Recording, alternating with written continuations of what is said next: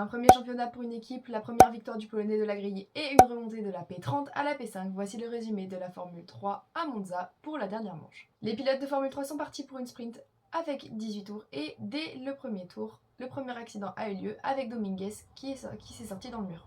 Seulement 2 pilotes ont DNF de cette course avec Charlie Wurz, mais nous avons aussi failli avoir Hugo Ogochukwu qui a failli se sortir.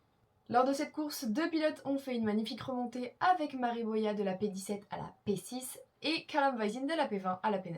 Nous avons failli avoir un DNF dans le dernier tour avec Alessandro Giusti qui est venu accrocher Nicolas Tsoloff et Nicolas a donc spin et a perdu beaucoup de place. Le top 5 est donc Tim Tramnitz qui a reçu une pénalité suite à la course, ce qui offre donc la première victoire dans le championnat à Roman Bilinski, suivi de Martinus Stenshorn, Lorenz Van Haupen et Matthias Zagazeta. La feature race a quant à elle été très mouvementée avec pas moins de 9 abandons en 22 tours. Le premier est celui de Charlie Wurz qui s'est sorti dès le premier tour, puis Gerard Xé, mais aussi Fernando Barrichello qui se met dans le bac à gravier, et puis 3 tours après, Hugo Ogochukwu qui fait exactement la même erreur au même endroit, alors qu'il était en lice pour une possible victoire. Le 5e abandon de la course a été réalisé par Matthias Zagazeta qui s'est fait pousser par Tuka Taponen, ce qui lui a fait perdre son aileron avant. Dans le même temps, c'est au tour de Martinus Stenshorn qui a subi une crevaison. Louis Sharp est quant à lui rentré dans les stands pour abandonner et dans les derniers tours, c'est au tour de Dominguez et de la Corté d'abandonner.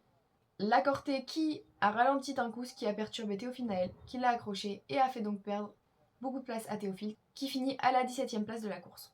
Le résultat de la course est donc une 3e victoire pour Tassanapol Intrapuvasak qui remonte à la 7e place du championnat. Puis Nicolas Tsoloff qui prend la 2e place du championnat à son coéquipier Mariboya. Noël Léon, Brad Benavides et Rafael Camara qui est remonté de la dernière place à la 5e. La finalité de cette course est donc que l'équipe Campos remporte son tout premier titre constructeur dans la catégorie. Et maintenant, place au top flop pilote du week-end. Le flop pilote du week-end pour moi est Ivan Dominguez qui ne finit aucune des 2 courses. Top pilote du week-end, Rafael Camara qui, malgré son tour enlevé en qualification, ce qui l'a donc fait partir dernier, a fait une remontée d'anthologie et est revenu du coup de la P30 à la P5.